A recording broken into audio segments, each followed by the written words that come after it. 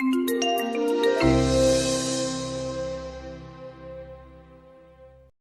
right, good morning. Good morning. Sorry, ladies, I lost my voice. I have several children at home. I don't know if there are any moms in the audience, but I have 3 boys that are 3, 5, and 7, and they caught the flu as well as my husband, who was the 4th child. And so I just got my voice back yesterday, so you may hear like some things that sound like puberty, but I promise, it's me getting over a cold. Okay. All right, so just to introduce myself, my name is Jennifer Lyle. I am the owner of Lush Yummies Pie Company. We fresh bake lemon butter pies with local ingredients and a 4th generation recipe in Eastern Market. And those recipes were founded by my grandfather. He had a farm with his mother in Birmingham, Alabama, in the 1930s. She was Native American, and they would make these pies and pass them out to family and friends. And so when I was a little girl, I would live with my grandfather, and he would teach me his recipes. So I made pies, and we had full-on dinners at, 10 o'clock in the morning, as opposed to riding my bike outside with some of the other children. And I went on to Howard University, and oh, nice, Howard, okay. I went on to Howard University, and then I moved to Atlanta. I did Teach for America. Nice, TFA, okay. So I did TFA. I taught in the Atlanta Corps, and I was a 9th grade English teacher. And I was there for a few years, and I developed a baking program at my high school that I was at. And from there, I was like, I really want to really pursue my passion, my true passion, which is cooking. And so I moved to Miami, and I went to culinary school at Le Cordon Bleu, and then I came back to Detroit a few years back. So that's kind of my journey, right? So I've been kind of all over the place, so that's my journey of how I got into pie baking in a nutshell. Okay. All right. So we'll go ahead and get started today. So our topic is be your own hero, which I'm really excited about because I feel like I didn't really research that until this speech. So I'm really excited to really fully hone in on being my own hero. So let me get my notes here. So show of hands, does anyone remember when you were in elementary school and your teacher said, okay, class, it's time to tell me who your heroes are? Does anyone remember that? Show of hands. Okay, me too. It never occurred to me, nor our teachers obviously, that the real heroes were looking us right in the mirror. It's crazy how from childhood our minds are trained to identify someone that we want to be just like, as opposed to drilling it in our heads that we can just become our best selves and better ourselves. What does it mean to be your own hero? Well, again, to be honest, I didn't realize what it truly meant until I was asked to speak on this topic today. Being your own hero is about rising to the occasion, being the best that you can be. Striving toward being a hero in your own life means living with purpose and conviction, helping others, and being a leader. Most superheroes have sidekicks, henchmen, fans, or what we like to call them, followers. And it's funny because we have to also recognize our weaknesses because even Superman realized what kryptonite could do to him, right? Okay, so being your own hero starts with developing some heroic-like traits. Some of those traits include enhancing your integrity, meaning just be honest. I realized I was only hurting myself whenever I was not honest with myself. We all have to be courageous. We have to have the bravery and the courage to face our fears. We have to acknowledge our weaknesses, identify what are our true focus points and ways to improve. So for me, math is not my biggest strong point, even though I have a company. So I have to constantly work on that. And so I'm always listening to Audible books on financial literacy. I know it's not the sexiest thing, but that is my area of improvement. And so I recognize that, and so I'm working on it. Also, I have to make sure that I am self-motivated. We have to make sure that we are creating positive goals for ourselves. Each day I create a checklist for myself, and it also helps me to just be accountable for things that I'm getting done throughout the day. So setting good goals, and it feels good to know, hey, I actually did have a productive day, because when I go back, 12 out of the 15 things are checked off of my list. Okay. We also have to serve others. I'm reading a book currently on servant leadership, making sure that I'm being a leader within my organization. And I'm really proud of that. And that's some milestones that I'm meeting right now. We have to make sure that we're serving others. And we also have to make sure that we get support. When I first started Lush Yummy's Pie Company, the reality was that I had such great vision that what I thought I wanted my company to look like. And I even went out and I made a list for all of this equipment that I needed. I had such high hopes, but to be honest, the reality was that I had wonderful ideas, but I did not actually have one thing, and that is money. Right? That's important. Okay. I knew that I did not want to take out any loans, and a wise man once said, never borrow what you can't afford to pay back. Those are very true words. Okay. All right. So I didn't borrow anything. And if I was being honest with myself, I knew I needed some money, and I had the drive, and I had one thing, and that was the gift of gab. I always love to talk. My husband tells me all the time, you could literally talk to that wall and everything would be okay. But yeah, I like to talk. So I began looking at ways to find alternative funding for my business, and I ran into some information on some pitch competitions. And I'd only heard of pitching from Shark Tank, to be quite honest with you. I don't know about you, but that was the only pitching that I personally knew about. And so I began Google. So I began Googling pitch competitions, and I just started looking them up, started to find as many that I could possibly get my hands on, as many that I could apply to. So I started applying, and I got into a few competitions, and I actually lost my first 3. Okay, so this is what happened. So after my first 2 losses, I shrugged it off, and I thought to myself, maybe next time, I can hang in there a few more times.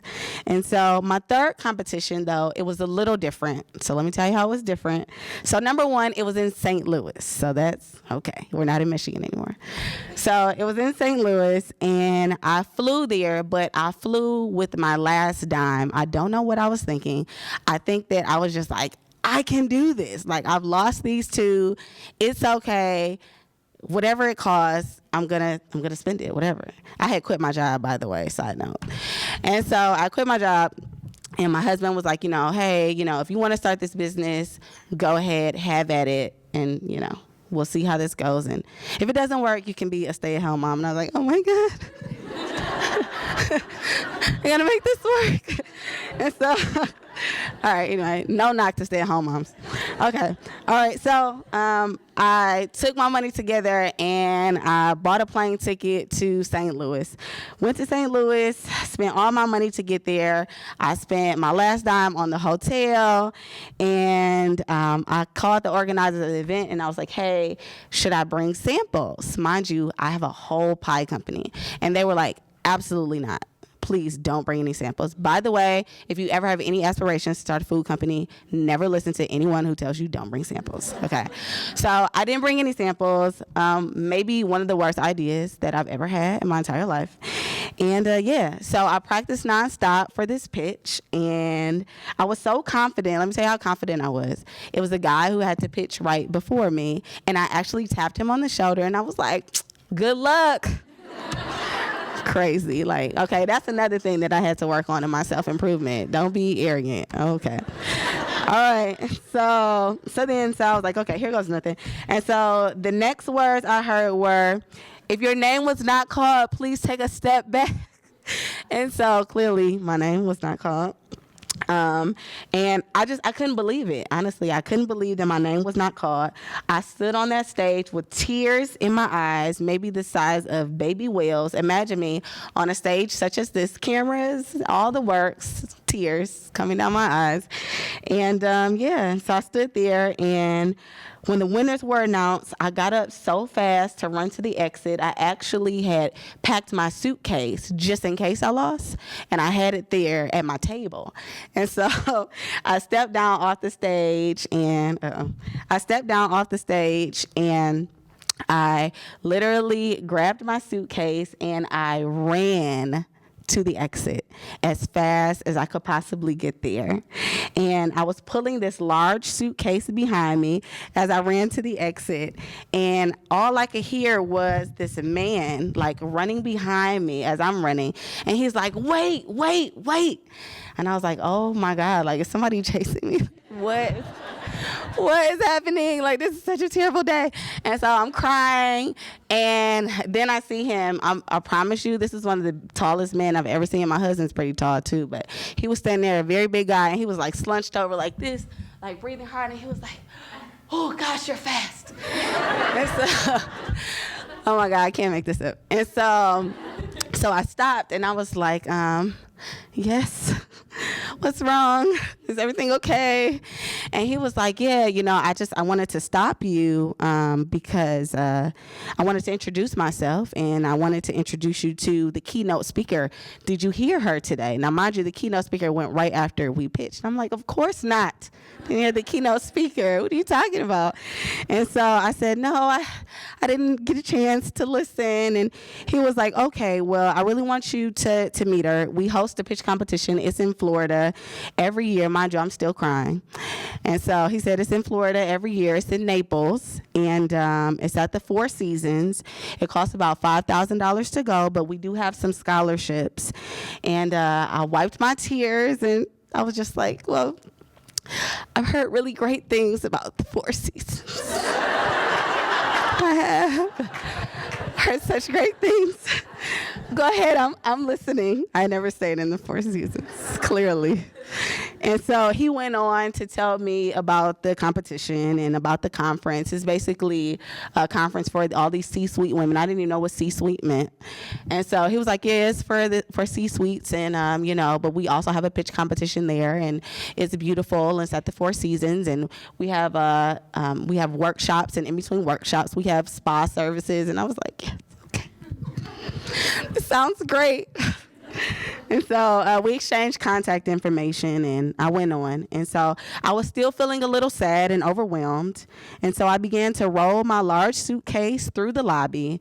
And then I heard, hey, over here. I was like, wow, this is such an eventful day.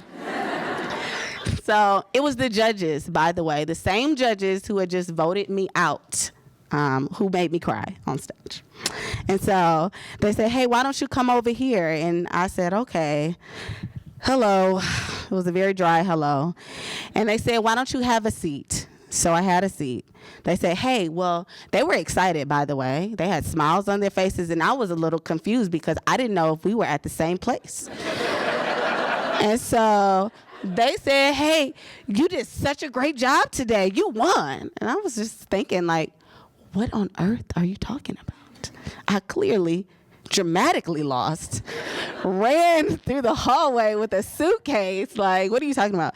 And they were like, actually, honey, you won. You won over the audience. We saw people chasing you. We saw that.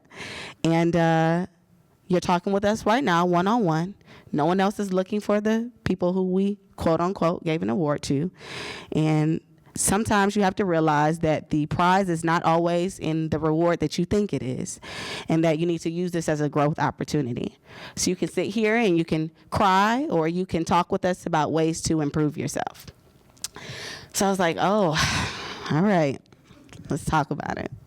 So they gave me pointers, and I wiped my tears away, and I thought about it, and I said, well, maybe this is a growth opportunity, right? Because, I want to know why I didn't get chosen, why I didn't get picked for this award, what was wrong with my pitch, and And they were like, well, you could have added some more things about your finances. We thought your energy was great, and you won over the audience, but you really have to hone in on your business itself. We felt that you told more storytelling as opposed to really diving deep into your numbers.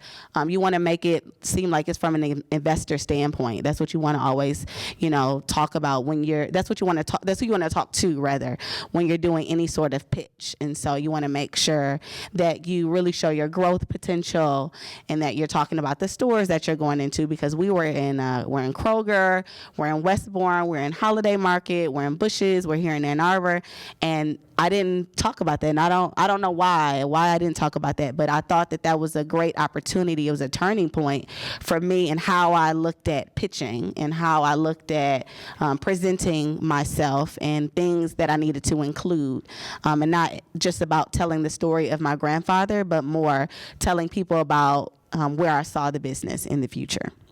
And so moving on, I got up and I went home back to Michigan feeling a little defeated, but I knew that I had this information, and it was my job to take that information and actually apply it. And so remember the opportunity that I told you all about at the Four Seasons? Yes. Okay. It actually came, and I was like, oh my God, this is real. Go to the Four Seasons.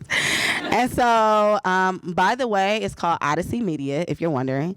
And they actually gave me a scholarship. So they gave me a scholarship. They flew me out first class, by the way. Flew me out first class to Naples. I had my own suite at the Four Seasons. They took us shopping. This was unlike any pitch competition I had ever been a part of. They had hair and makeup, and honestly, it was tests, though. It was trials, like, throughout the entire time. And during the hair and makeup, I didn't realize that these were all tests. I just, I'm like, oh, this is great. We get hair and makeup. We got, spa services. But they were really testing us to see how resistant we were to change with the makeover and the shopping and hair, makeup, all these sorts of things. So that was quite interesting for me.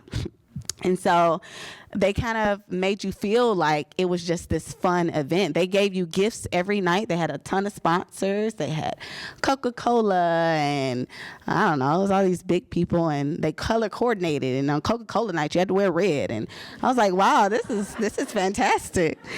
And so it was time to pitch. So we were at the conference for a few days, and it was finally time to pitch. And we went ahead and we pitched. And I mustered up the courage. I got on that stage, and I acknowledged all my weaknesses. I had been studying my numbers.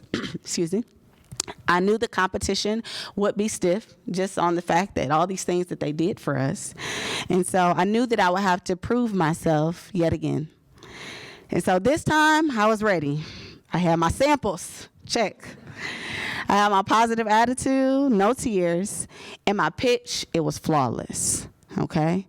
Then they threw a curveball. They said, all right, now that you've pitched, we want everyone to participate in what we feel is like a speed dating for the judges. So you have to sit with each judge for 10 minutes. It's about 5 judges.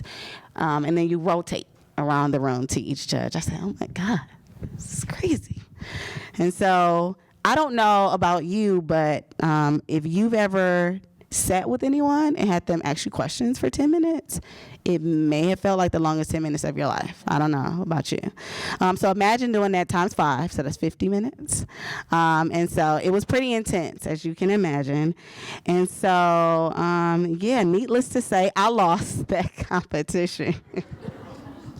I lost it. So anybody else would probably have given up. They're like, okay, you know what, this is it. Like 86 these pitch competitions.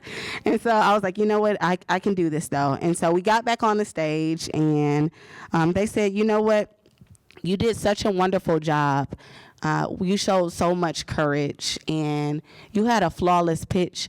We want to, even though you didn't win the $25,000, we want to go ahead and give you $5,000 because, you showed up here, you did great, you came on stage, and you killed it. And so we want to recognize that. And so that was a I don't know, that was a confidence booster for me. Still a learning experience, because that means too that I need to go back and think about, when people want to ask you questions about your business, you need to be able to answer each and every question. And I think too, something that they were really looking for was to make sure that your questions and your answers were the exact same for every single judge. And so that was just something that I thought about moving forward. So there were about 5 other competitions that came after this. Each and every time I had to prove myself, becoming my own motivation. I had to create positive goals for myself and my business. And because of my self-motivation, determination, and because I developed my heroic-like traits, I went on to those 5 competitions, winning over $225,000 in seed money towards my business.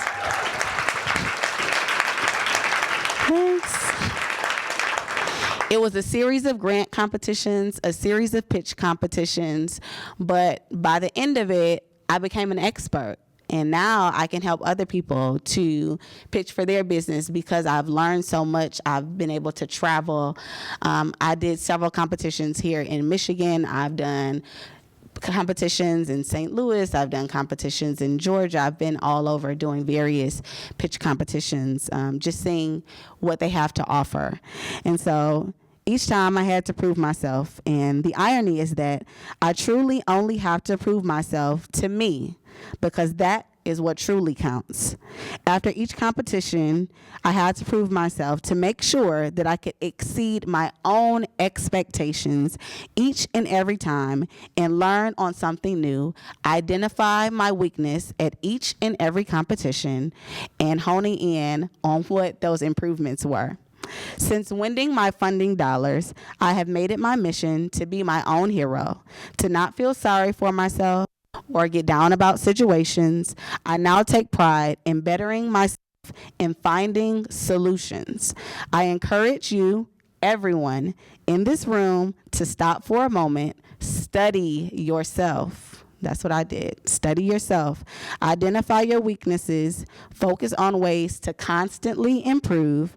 And because the truth is that we all could use a hero, and it feels pretty good knowing that you can be a hero to yourself. Thanks, ladies. You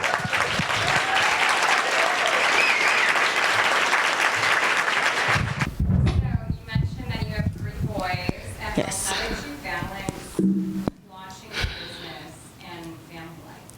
Yeah, so it's still a struggle to this day. Honestly, I don't think that I've ever found the perfect solution to that. I know that when I had my last son, I kind of like stayed at home with him for a little while, and I did like small things for my business. As I mentioned, I have that to-do list. I really do. So I have a to-do list every day, and I keep journals. My mom, that's her thing, so she gives me journals. She spends a lot of money on these journals. She goes to journal conferences, guys. And so I'm serious. She just came back from one in Vegas. But anyway. So she gives me these journals, and I had these to-do lists, and I make sure that I was doing something for my business every day. Even though I couldn't necessarily spend like a 9 to 5 on it, I made sure that I was accomplishing a goal for it each and every day. I remember I had heard like someone talking about this years ago, and they were just saying like when you have a goal, just try to make some sort of step towards it each and every day, and in the end, you'll be able to run a mile. And so that's what I've done. And I think that having a schedule is very important. That has been key for me with my boys, with school, and me and my husband, I don't know if anyone here, we have opposite schedules. So my husband works in the evenings, he runs his own trucking stuff, and then I have to, work in the daytime, and so we have to really coordinate on our schedules. And so I think that scheduling is really the key in finding that balance. And so I worked a lot too on the weekends, plus during the week, and then I would work in the evenings, and I had to it came a day where I had to like realize that like I had to cut off my evenings, and I had to like use that as like family time as opposed to like, because leave it up to me. I don't know about you, but I could work all day. So I could work all day at work, and then I come home, and then I'll have my laptop in the bed, and I'm very guilty of that. And so I had to start putting my laptop away after a certain time and really focusing on family time. We have game night. So just being more purposeful and spending time with family. So you talked about how your recipes are a 4-generation recipe. I'm curious, what kind of resources or kind of community do you build around? Like when you're building your company, what resources do you take advantage of from the Detroit area or perhaps Birmingham? Yeah, of course. So in terms of the recipes itself, all those are inspired by my grandfather. So I wanted to make sure that the company stayed true to him. My grandfather actually just passed away a couple weeks ago.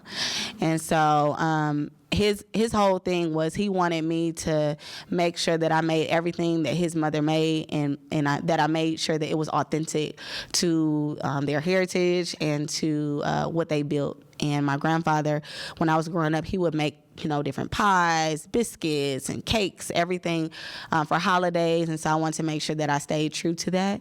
And in terms of resources from Detroit, I'm the resource queen. Okay.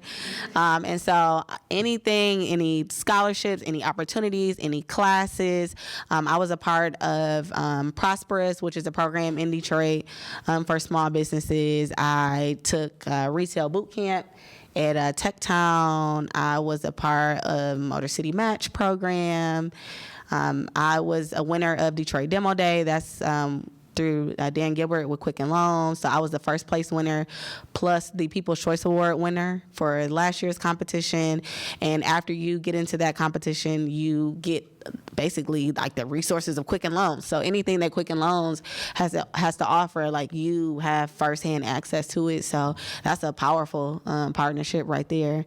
And anything else, any like things that I hear about, I'm always like, trying to develop relationships with people. I think that, I won a lot of competitions, but I also feel like a lot of things are relationships too, about relationships. And so I think that is key to like not burn bridges with people. I think that helps to it just helps like in your growth. And I was reading a book and it was saying like be a pleasure to work with. And so I think that that's like always key. Like you want to always be a pleasure to work with, like no matter like what that is. You want to always have a good taste in people's mouth, because I found too that a lot of people who I work with at previous organizations have somehow made their way to like a different organization, and you just never know like people's connections. And so you always want people to have positive things to say about you and what you're doing. And so I've made it my duty to keep those relationships and to be able to just take advantage of any resource that comes my way. Excuse me. Yes, ma'am. In the back. Talk about staying true to yourself in a world with like gluten-free, nut-free, strawberry allergies, whatever. How do you deal with all of that and still stay true to your brand? Yeah, so that's a great question. So so our pies are Easter Market. I don't know if you all have been down there. So Easter Market, I like to look at it as like the testing ground for anything, because people at Easter Market, they don't hold back. I don't know what it is about Easter Market, but like they are rude. Like they will say anything to you, like, and they don't care. Like I don't know, but anyway. So like people will come up to me like, oh, is this gluten-free, wheat-free, soy-free, dairy-free, like sugar-free? I'm like, lady, you don't need to eat pie. Like, and so what I try to do is I'm working on other options. So we're working on a vegan option. So I go vegan sometimes. I go vegan about 60 days out of the year. And so I'm I know about being a vegan, and I understand it. And so I'm coming up with another option. And then we also have fruit pies as well. So for people who can't have dairy base, and then we're working on an alternative for our crust. But it's hard though, because it's a butter pie, and so it's butter. Like, it's so funny when people are like, "Is it dairy in it?" Yes, it's a butter pie. And so I'm working on, different things to still keep that authenticity with my grandfather and what he made. And I think we're doing a pretty good job, though, because we have like diehard fanatics for our pies, and we have a lot of people who are like, oh, well, I eat your pies on cheat day. And so that makes me feel good, actually. I know that's bad, but it makes me feel good. So we try to stay as authentic as possible and still being able to provide a variety to everyone. Yes, ma'am. You demonstrated a lot of resiliency by continuing to enter competitions. Yeah. Did you ever have moments of self-doubt about your dream? Like maybe this isn't meant to be, maybe, and if you did, how did you encourage yourself or kind of find the passion to continue towards your dream? Yeah, every day. It's funny because I have a lot of friends too I found on this journey who also have businesses, and we all talk about how like each night we vow to quit. And so I don't know, it's hard, I think I will say not enjoy, but it was easier when I was a teacher. Like I came to work and, I did my job and I went home and that was it. But I feel like, as a business owner, you're responsible for people. It's like I feed people's children and, it adds like a heavy level on me. And I feel like, I have to do well. And I feel like when I think about those things, like providing for myself, adding to my household and, being able to support these other grown adults and their families, it helps me to keep going. And I think too, I've just always been a person where I believe that I just don't want to have any regrets in life. And so that's how I just look at life. And I think that's why I've been a lot of places too, because if I want to go there, I'm going to go. If I want to do it, I'm going to do it. Like people always say, like, you're like Jen of all trades. Like you just do everything. But I teach myself different things. If it's someplace that I want to go, I do it. And I just make sure that I just don't want to wake up with any doubts. I think that this life is really short. It's so short. I don't know if you know, but it's short. And, you can look up and it's like, oh, you're 33 today? Oh, okay. Congratulations. Like, I don't know where my childhood went. But yeah, I'm an adult now and years are just going on. And so I think that, it's just important to keep going, keep going for yourself and keep motivating yourself. I listen to a lot of, I don't want to call them self-help, but like you're listening to the car, like, I am great. Like, but I do listen to a lot of podcasts. So I try like not to listen to radio a lot because I feel like it's like trash in my mind. And so I spend that time listening to podcasts on entrepreneurship, on, encouraging yourself, on being the best you can be. We're going to Create Cultivate conference today. And I listen to their podcast, Work Party, all the time. And they talk about just like being your best self. And sometimes I just like go through like the Apple podcast list and like just type in keywords like women's motivation. And I just like listen to the podcast for today. So I think that helps me too. And then I listen to a lot of silence also because of the kids. I know moms, like sometimes, those car rides and silence are great for me. And then I also do like evening meditation. And so I think that helps me to like hone it back in and to like, get in my zone. So that helps me. Yes, ma'am. I love the familial foundation of your business. Can you talk about, I'm sorry to hear about your grandfather, can you talk about his thoughts and what you've accomplished with his recipes? Yeah, man, he was, without getting like overly emotional about it, but he was so proud that, his mother's pies could be like shared with the masses. Basically, the pies are almost mass production at this point. And in his last few days, he had what was considered a progressive stroke. And that's when you have like simultaneous strokes. And so he was slowly, it was like a suffering, but he was slowly losing it. And I went and spoke with him in a hospital on his last few days. And My grandmother was in the room and she was like, Herman, his name was Herman. She was like, Herman, aren't you so proud of Jenny? That's they call me Jenny. And it just so happened that the news was on, on the television in the little, in the hospital. And they were replaying a segment that they had done on Channel 2. And I was they were interviewing me. The irony of it. And so he was laying in the bed and he had just lost his ability to speak because it hit him in the throat. And so my grandmother was like, look, it's Jenny, turn it up. And the nurses came in and he was just crying, like tears were just coming down his eyes. And I think that just confirmed for me, like how he really felt without, him even saying it. And I'm just so proud to be able to, carry on his legacy and to be able to share his dream. And he actually ended up working for Chrysler for 30 years. And so he wasn't even able to, make his pie dream a reality. And so I think that for him to see that on his last few days was like a coming home moment for him. So I think that he was very proud. And that's why I just want to stay authentic and true to him. And, whatever he would have wanted, that's what I want to do. Thanks. Yes, ma'am. Hey. To follow up with that, I know that this brand name was telling you not to live in family, and as you grow in the brand, you probably have to delegate to trust people with your product outside of your close world. Yeah. So that was like a whole thing, like, trusting people, and everyone's like, you shouldn't have people in your kitchen because they're going to steal your stuff, And so that was like what my family, they're saying. Everybody's like so nervous about it.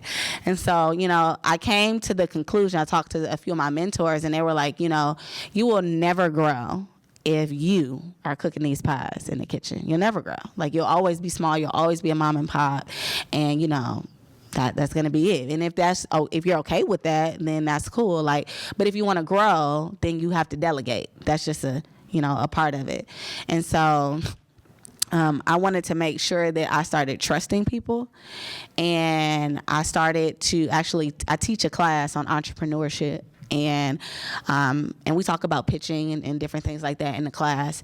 And one of the young ladies, she was in my class. She was an A student in my class, and she did phenomenal for it's 8 weeks, every 8 weeks. And so she did great her entire 8 weeks. And at the end of her 8 weeks, she came up to me. She said, "Hey, Jennifer, you're so great. I would love to be a part of your business. And I actually went to culinary school, and I would love to interview if you would allow me to." And so I allowed her to interview, and she ended up being one of the best things that has ever happened to me.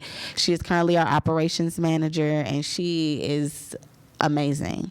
And I trust her with the business. And I found too that when you invest in your employees, then they in turn invest in your business. And so I think that that's very crucial in growing. I follow, I don't know, we're in Ann Arbor, Zingerman's. Y'all know Zingerman's, right? And so, right, I'm going to say, you heard of Zingerman's? So Zingerman's has this phenomenal program called Zing Train. I don't know if you're familiar. If you want to have a business, or even if if it's Google, they'll come and help.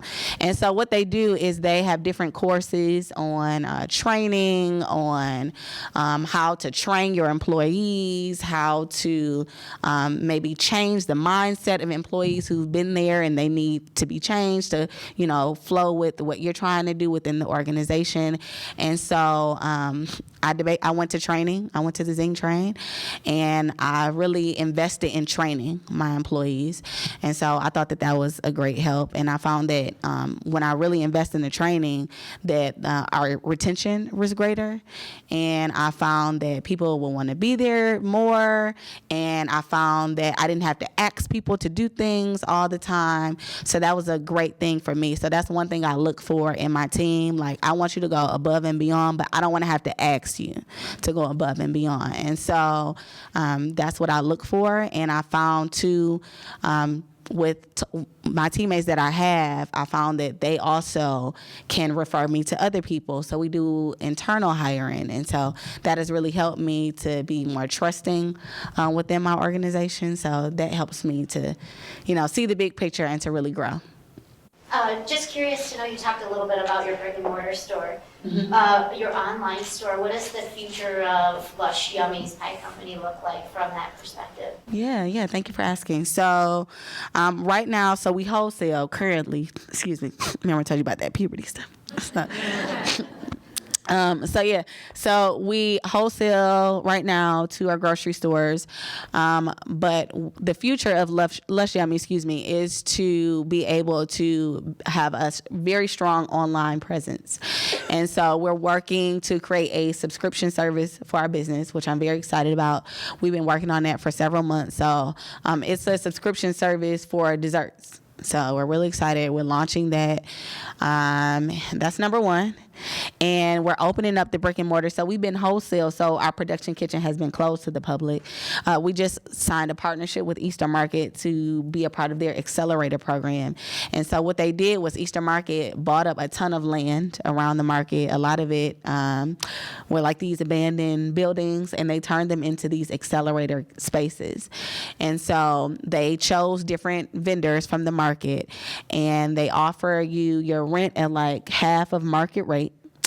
And they're offering to do all of your like construction and things like that. They're paying for it.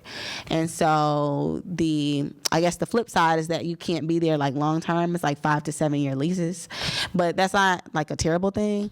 And so in addition to that, I also get a brick and mortar space. And so we're going to have a brick and mortar space that's about 600 square feet. So it'll be a pies to go. And I found that a lot of people like want our pies, but they're always on the move. And I think that that's the way of the world. That's why I decided to go with the subscription service.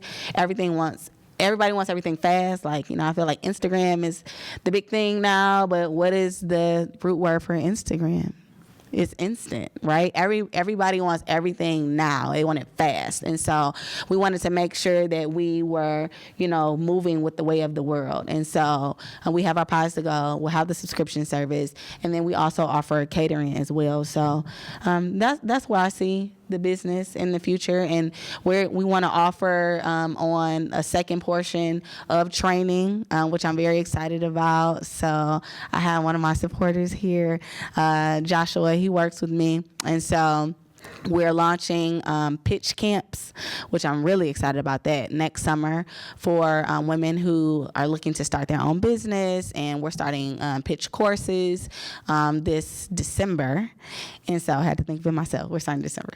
So we're starting in December for our pitch courses. And then next summer we'll have our pitch camps. So those are just some things that I'm working on for my future. So as you have progressed through your company, how is your measure of success shifting? You probably set out to reach some goals at the beginning, like when you were pitching, and now as you're continuing to grow, is that changing? Like, how big do you want to get? When do you feel, or do you feel very successful now? Right. I mean, it's funny because you always say, what's the definition of success? That's a question I always find myself asking myself. What does that truly mean? And so I think that my definition changes. It's like an ongoing thing. Like my definition always changes every time I think that I've met a milestone. It's like, oh, I need to go a little bit further. And so I think that for me, I don't know. It definitely keeps changing for me. I don't think that I am as successful as I would like to be. I feel like people on the outside looking in, they're like, you're so successful. I'm like, oh, okay. Thank you. But yeah, so I think that I just want to continue to grow. As I mentioned, and being your own hero, like always finding ways to improve. I think that's very important. Always finding areas of weakness. Because I feel like that's where like you can get yourself kind of messed up when you don't identify your own areas of weakness and you kind of think that you can just like do it all. And so as you mentioned too, like trusting other people, I think that that to me, that's success, that I've been able to trust other people, because for a very long time I was not able to trust anyone. And so I feel that I've had a lot of growth because I can now trust people. And I think that as I continue to grow, my goals are going to continue to change. And one of my mentors said, when you first start out, usually the smaller the idea, in the beginning, the bigger it will be in the end. And I think that is truly made sense for me. When I was selling these pies, I was at like farmers markets. So I never in a million years thought any of these things that I would be here at Google, for crying out loud, talking about it. So I think that, it definitely makes sense for me. And I think that just in life, as we grow, as we change, our goals will also change. I think the revitalization around Detroit is exciting, and it's exciting to hear that Eastern Market's expanding. As you talk about those pitch clinics, I feel like the more you have those moments of giving back to the Detroit community, like it feels that, is that something that you're intentionally trying to think about giving back to and building that up? Intentionally giving back to Detroit? Yes. Yeah, of course. I mean, I was born and raised in Detroit. I went to all DPS schools. When I first started my business, we had partnerships with local high schools. I went to Cass Tech. I don't know if you're familiar with Cass, but I went to Cass. And so I had a partnership with Cass, and we interview high school students. I still have high school students who come on board now and work in various ways. And to me, that's how I'm giving back, just by providing not only job opportunities, but providing mentorship as well. Okay. Thanks so much, ladies.